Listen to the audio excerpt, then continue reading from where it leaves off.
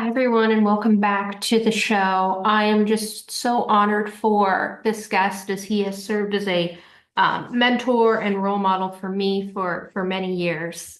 David Simas is the managing director of research and impact at Emerson Collective, where he works to develop in-depth research projects and distributes findings and analysis in service of Emerson's priorities, including democracy, immigration, education, and climate.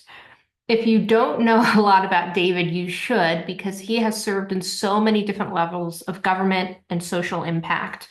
He was appointed to be the Deputy Chief of Staff to a Massachusetts Governor Patrick in 2007. He has a very unique experience and background working with President Obama. He was in his administration in 2009 as the Deputy Assistant to the President. He served as the Director of Opinion Research for his presidential reelection campaign. And then he returned to the White House to serve to an assistant to the president and the director of the Office of Political Strategy and Outreach. And in 2016, President Obama selected him to serve as the chief executive officer of the Obama Foundation, which is where I got to know David and was able to connect with him and really gain so much insight and wisdom into his world and advice that he had for me as, at that time, somebody really interested in political strategy, community engagement, and what it means to be an engaged citizen. I'm so excited for this conversation. And one thing that I want you to carry with you throughout this whole conversation is that one of the most amazing things about David is just his insight into what it means to not only be an engaged citizen, but to understand the inner workings of community. And he is not only one of the most calmest and kindest people that I know, but his impact is huge, and he continues to do so many amazing things. So I'm excited for you to hear from him. Take a listen. So thank you so much for joining us. I'm so excited to talk with you more. I'm so happy to be here and have been looking forward to this. So looking forward to a good conversation with you. Yes, absolutely. So I really want to start at the beginning. And when I say the beginning, that really would be wherever in your leadership journey you think might be important to start, because I want to hear about your journey and maybe some experiences that helped shape you as a leader. So we know where your current role and your experiences in politics and at the foundation level, but can you tell us a bit about your journey and your experiences so far? Yeah. Well, it's so fun to actually do this from my hometown.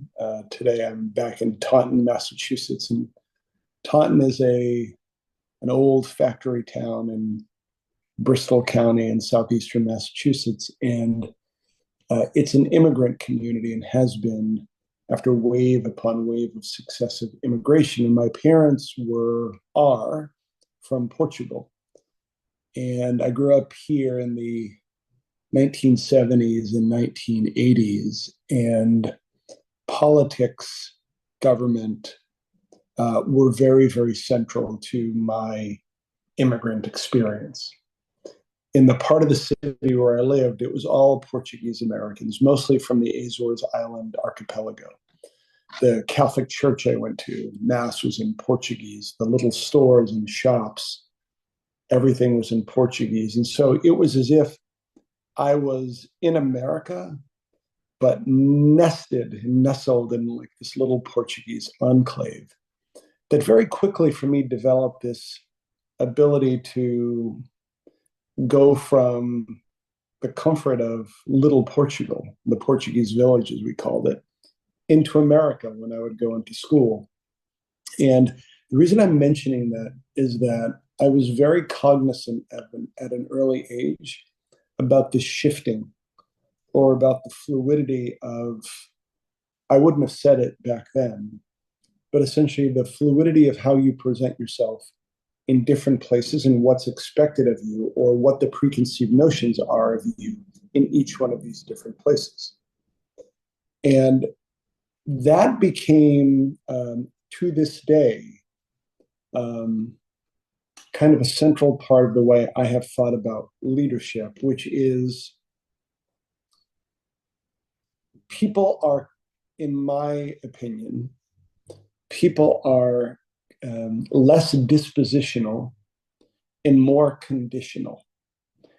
I am a function of the specific set of circumstances and conditions that I'm in and present themselves at a given moment. Doesn't mean I change, doesn't mean that I put on one mask for one group and another mask for another group. It does mean, however, that in a given moment, the experiences that I present and the way I interact with people are very, very different depending upon the conditions I'm in or the situation I'm in. And that comes from that bicultural upbringing that I had. And the final thing I'll say upon that is that even as that there's this constant kind of shifting from condition to condition to condition, circumstances arises, circumstances change constantly. What is core? What are those consistent values that no matter what the conditions and situations you're facing are central to who you are? And I'm now 54 years of age. I'm going to be 55 in 2 months. And they're, they're kind of the same, but in some ways that's the constant lifelong exploration of what is essence, even from a values perspective. And I think I'm, close to aligning what those are, but that's just been part of kind of the circumstances that have led me to this place where I am today, is all around that immigrant experience and what I felt at the time. Absolutely.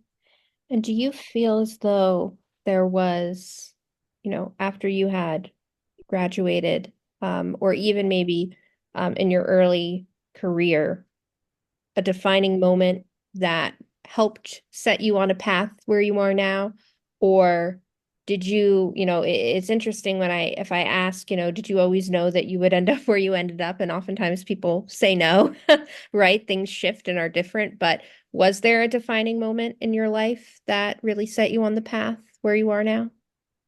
I'm sure there were, but I wasn't aware of them at the time when they were occurring. It's all this kind of retrospective dot connecting and story making in some ways. And so what has been true for me, and it's true for most of the people that I've engaged with, is that the relationships that we build along the way with mentors, with friends, and with colleagues are the most important pieces in terms of what that journey looks like and where it goes. So, for example,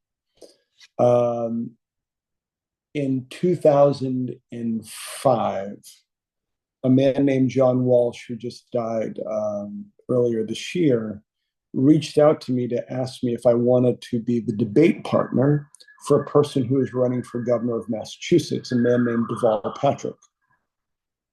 I said, sure, but I've never done debate, and so why me?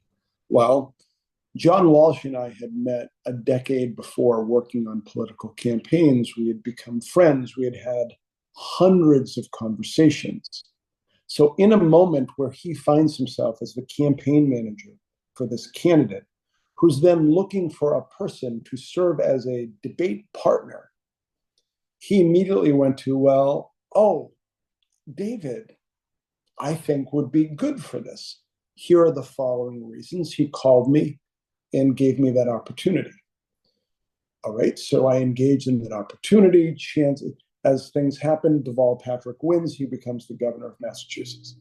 Fast forward 2 years, Barack Obama is just elected president of the United States. I say to Governor Patrick, I would love to serve in some way in the incoming Obama administration.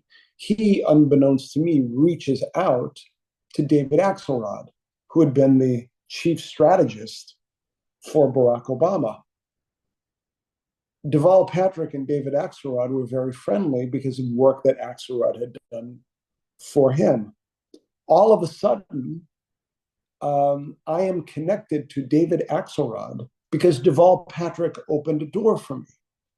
I find myself then in Washington serving in the Obama White House. Fast forward 8 years when the president is thinking about who to make the founding CEO of his foundation, we had developed a relationship. So when I connect those dots, if I don't meet John Walsh at some point in the late 1990s, early 2000s, I don't get connected to Deval Patrick. If that doesn't happen, I don't get connected to David Axelrod. If that doesn't happen, and so it's this kind of wonderful on the one hand and kind of jarring on the other hand set of circumstances and accidents that, as I think back about what are the consistent things that I can convey to others as they begin their careers and their lives. And the thing that's the most important is you never, ever, ever know who that person is that you're interacting with, who in a few years or in a few months or in a decade, because of the relationship that you've built, will open a door that all of a sudden will see you down this path. And so it's the treat every single person that you meet, not as an opportunity, but in some ways engage with them in the way that it's the golden rule, Ashley, right? It's like treat others the way you would want to be treated. It both feels really good at the time to engage in that type of relationship, but from a professional perspective, you never know what happens from that point forward. So, right, there's no plan. There's no, for me, there may be for others, but for me, there was no plan. Doors open, you get in, you work as hard as you possibly can.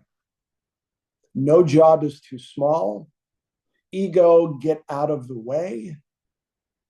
Mission focused, do your job, because if you do that, the next door will open in some way that you can't anticipate. So I've been, lucky and blessed to have good friends in good relationships that have allowed me to then do some of the work that I've done. Relationship building is it's so important, and it's one of those things that I feel is not necessarily talked about enough, because we always talk about whether you're in school or you are finding that, that first job, and we talked about this a little bit earlier, it's the process, right? You apply, you get in, you go through it, right? Then maybe you apply for a job. It's like all of those steps.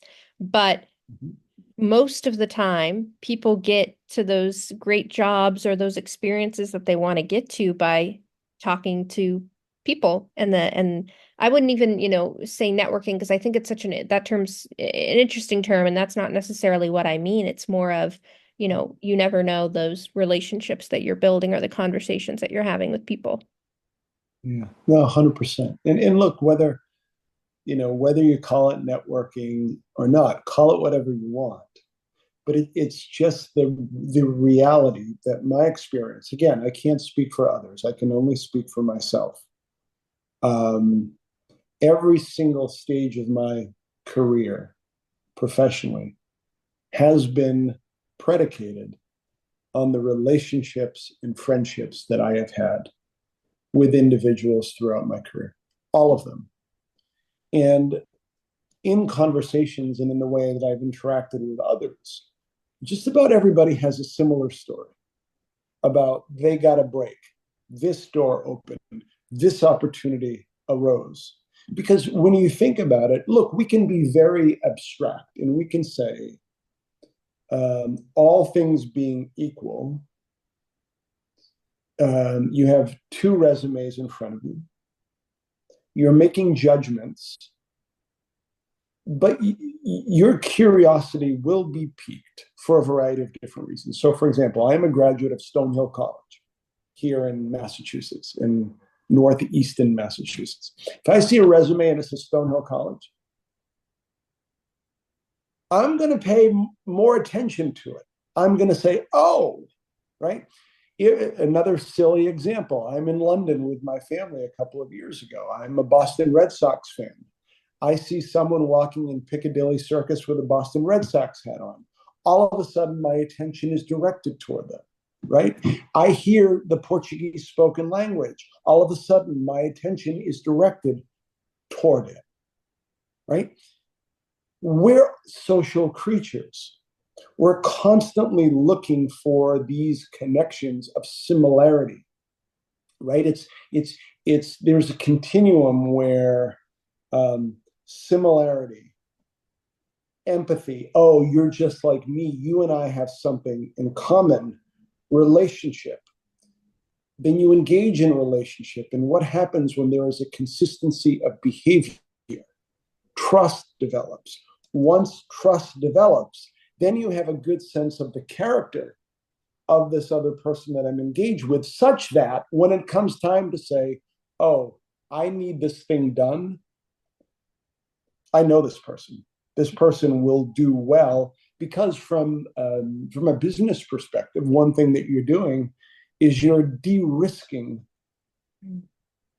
the engagement. You're removing some of the unknowns in terms, and there are always things you can't, right? Because you never know how someone's going to perform in a set of circumstances. But this is the primacy for me of relationships and the way you nurture them and cultivate them on a personal level, and then what it can yield for you on a professional level going forward.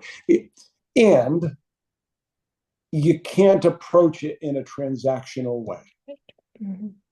Because when you do, people sense that. And it changes the dynamic. It doesn't make them think of you less of you as a person, but it's like, I see what this is about. Mm-hmm. This is about not our relationship, but it's about a job or career advancement. Nothing wrong with it, but just understand that there is a qualitative difference. And this is perhaps the distinction between networking, and relationship building, right? It's fine. There's some nuance to it, but it's something to be understood, if that makes sense. Absolutely. And it's interesting because I don't know if I ever told you this story, but it reminds me of this. When we had connected and met, I was already interested in, policy and community engagement and all of those great things. But before that, I was always set on going into any sort of nonprofit space or business. But when I had met with a Pittsburgh city council member, chief of staff, and she had not become in Pittsburgh our city council member yet. And 1 year after I would meet her, she would become the first woman in that position.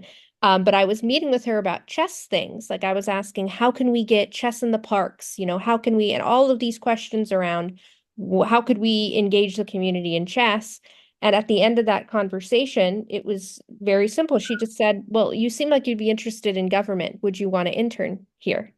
And then that was the thing that got me into politics. Like I had never thought of it before. But because she said, one, she saw something in me that said, hey, you have an interest in what the community wants, but also this could be something that you maybe would want to do, then that sort of went the track of, okay, I really could see myself doing this. So it's also the belief, I think, too, that people can have in you saying, hey, you might be really good at this or like this.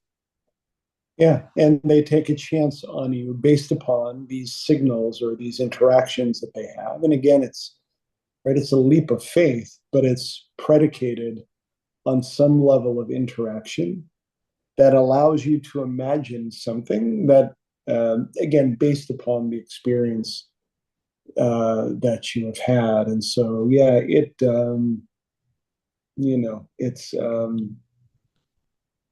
it's the centrality of just those interactions with people. And, then it goes to, at least for me, then, what are those core values and approaches that you can replicate every single day, fail most of the time because, we're humans, but get back at it on a consistent way. Absolutely. Absolutely. Now, shifting gears a little bit, because I'm very curious about some of the other core values that you have, and that's something that I think is so woven into your work and your history. You've been in lots of different positions where you are either the key decision maker or you are influencing decision, whether that be, policy or the operations of an organization, all of those key decision-making powers. Looking at your role now and then, even in past roles, what are some of those core values that help guide you when you're making decisions? Because I think for a lot of young people, once you're in any of those roles, it can be very scary because you realize this is not just about me anymore. I'm impacting people and community. Yeah, it shifts depending upon, as you laid out, whether or not I am one of the decision makers or influencing the decision maker. If I am influencing the decision maker in the circumstances where I've done that before, and this is less of a value and more just of a discipline. Why am I in the room? What is the value that that person ascribes to me, such that when I am conveying my opinion, Mhm. it's consistent with why they have me in the room? So, for example, in the White House, my portfolio was political affairs. And so, if a certain policy was being debated, let's say around healthcare, my job in that context, first of all, was not to opine on my view of healthcare policy. There are others in the room who did that. I could have my opinion. It better be informed if I'm going to utter it. Mm. But my job there was to think about and to describe and to lay out the political ramifications of what's being described. Now this goes to, so now that I know my role, how do I approach my role? What are the values that inform it? One is humility, which is I always tried to present something with the understanding that there were a multiplicity of different opinions and approaches, even on political matters. So, for example, I could say, look, the politics of this I believe to be X. However, under the certain circumstances, they could be Y or they could be Z. I factored those in and I thought about them. I believe, based upon the following factors, that X is more likely in terms of an outcome. And so, what I mean by humility in that context is don't approach things with just the certainty that this is the right thing to do. Have some conviction around the recommendation you're making, but better to make sure that the decision maker is hearing from you that you have looked at alternatives, you have been open to the alternatives, you've weighed the pros and cons, understanding that you can never have complete certainty, right? These are not the 100% calls. These are 52 to 48, 51 to 49. If you're lucky, 60 to 40. So the humility is the first one. And then that flows from it is don't take things personally, ever, as much as you possibly can, right? You're doing the best that you possibly can given the circumstances that you're presented to. The worst thing that will happen, truly the worst thing, is that the decision maker says, you know what, David mailed it in. He didn't take this seriously enough. That's on me. But if I have done my work and I've thought about it and I've been comprehensive and they say, I hear you, I disagree, I'm going to do something differently. Okay. That is not a personal affront. And the importance of essentially engaging in that, call it professional manner, is that now it allows for an open dialogue where the decision maker isn't worried about, not that he or she is going to be worried about hurting my feelings, but I'm not going to, sulk or whatever the case may be. And so it's those two things around kind of an openness, a curiosity, a humility of, I don't have all the answers. And then that this is not personal. Even if you feel it, like you can say it's not personal, but you're going to feel it because it still sometimes stings if you put a lot of time and effort into something and they're like, no, right? Uh, so that's when, in those circumstances, when I've been engaging with the decision maker, in those circumstances where I'm making the decision, it's very, very similar. You have people around you whose job it is to dig in to substance, an openness that they, in this set of circumstances, know more than you. Right? So that is a different type of humility. It's like, yeah, you're going to make the decision, but they are the experts on this matter. Your job is to weigh alternatives. Your job is to have a broader perspective in terms of the organization or the strategy to factor things in, but always looking for opinions, always. So again, that humility and openness is an important value. And then the final thing is, and it goes into once you've made the decision, do so in a way that you're not constantly relitigating, because that results in paralysis. But appreciate that things change constantly. And so the decision that you make may at that moment in time be the right one given what you know and the conditions that existed. But wait a week, wait a month, wait a year. Can you build in the flexibility to constantly revisit and then not become, and this is again where don't take things personally, the same thing applies. Just because you decided X, don't feel so wedded that once things change, you can say, you know what, X was right then, but Y is better now. So how do you build that feedback loop of not every day, but the the openness to detach your pride, your ego, your vanity, your sense of power that I have decided, and that is it going to look bad if I go back on the decision that I made, right? It's that's just something to always, for anyone making decisions, to try to balance and create the circumstances where you can revisit once circumstances change. And so they're very similar, both for advising the decision maker as well as making the decisions on your own. But it's much more of an art than a science.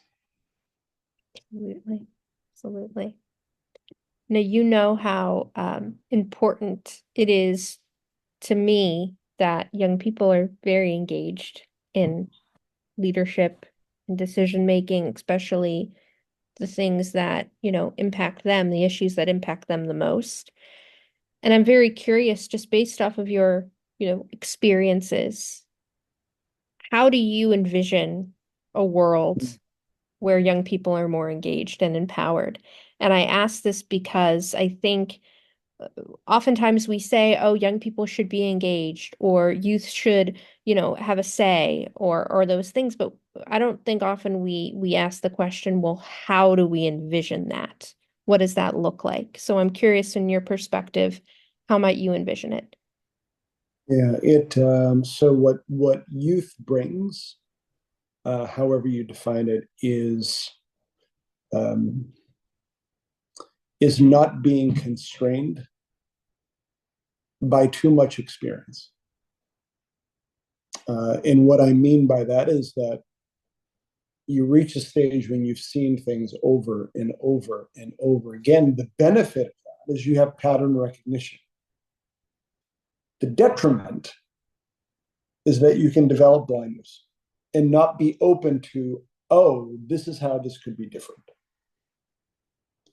So in instances where I have seen youth and young perspectives engage the best is around that ability to imagine things in a different perspective, that it isn't blinded by essentially the biases that you have built up over time, good or bad, in terms of the circumstances.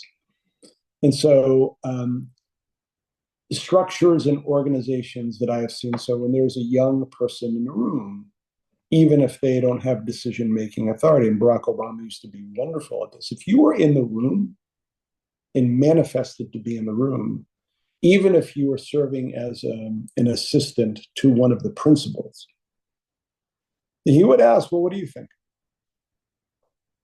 And it wasn't because the young person was going to give him like chapter and verse on, he may have, right? It might have been just an extraordinary, and we had some, but more it's like you just see things differently because of your experience, right? And so when I think about the structure of the integration of young people, essentially you have to be very deliberate about how to include and understand that it isn't just the, hey, wouldn't it be great to have young people in the room? It is, okay, here is what a young perspective can add to it, right? So I'm a big believer in this is probably not going to be the right framing, but there is a function, there is a reason that in an organization or in decision making, depending upon what you're doing, why is someone included? What is the value of that person's inclusion to this discussion? We're not talking about a town hall or a town meeting. It's different. And so that's one of the things that I think that organizations should think about in terms of the inclusion of young voices. Now, the other thing that's important, however, and it goes into the necessity of repetition. And I say this to both to my daughters and to when I've mentored in with young interns. The benefit for me of when I was engaging in government and politics at an early age was just the development of experience in repetition, in seeing things for the first time, in the way it upended whatever preconceived notions that I had or what I had been taught. This was most pronounced when I graduated from law school, 25 years of age, graduated from BC Law School, passed the bar, and then I'm in a local district court doing a motion in a criminal case. And look, I knew the law. I knew the testimony that I had to get from the police officer. What I didn't understand were the relationships in the court. What I didn't understand were the nuances of this judge.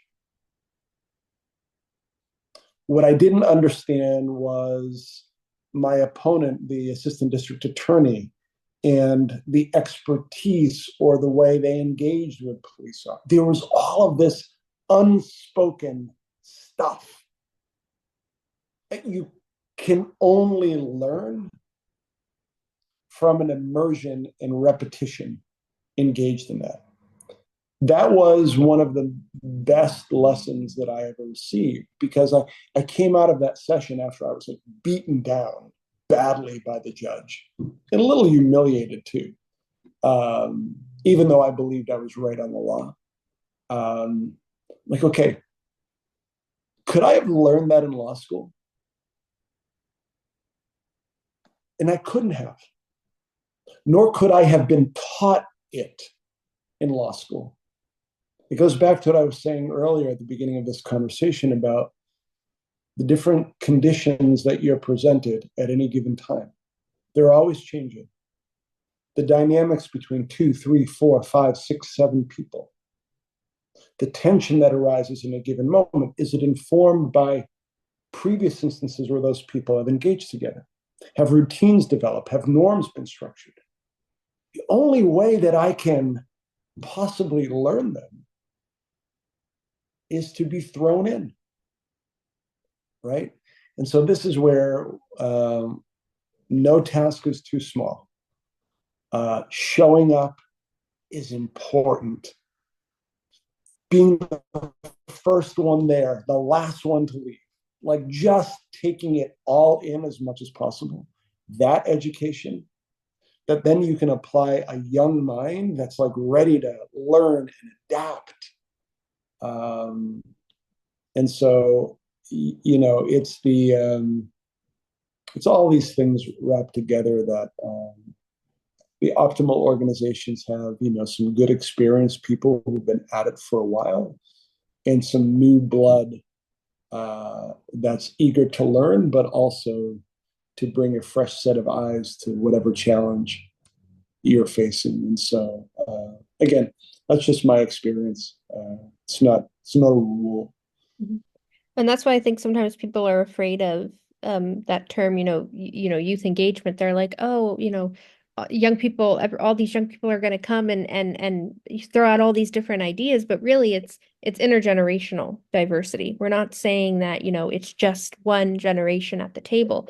It's the power of all generations coming together. It's not multi-generational because that could mean, that different age groups or generations are at the table, but they're not connected. They need to be connected and have dialogue. It's the intergenerational piece.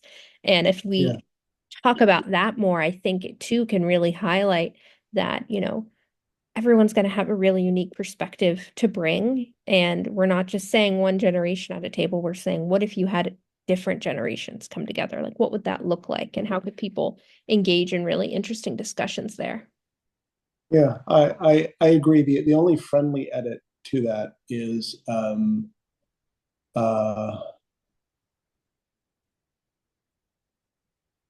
back to the functional piece. Mhm. It's if I'm going to include a voice, that voice better have a lane, have a perspective. Mhm. It isn't just a young voice or an old voice, right? It is what you're in the room. What are you bringing to the discussion substantively beyond? And this is implicit, all right? But it just bears saying, because I've been in too many situations where it's like, well, we need to include these voices. Yes, include voices, but we have things we need to get done. Mhm. And so, what are these voices adding to the conversation from a substantive perspective that then is benefited from the different view that they bring? Those two things are not mutually exclusive, but it just requires it's one of the things in the White House we would call it the manifest. Who's on the manifest? And that just means is for every meeting there's a briefing. Mhm. And in the briefing, there's a section of who's on the manifest. Who are the people who are there? You look at it, you're like, why is that person in the room? What are they bringing to the discussion based upon their expertise, their subject matter focus, the perspective that they're going to bring, rather than, right? It's just we need all these different voices. Yes, you do. But in service of what?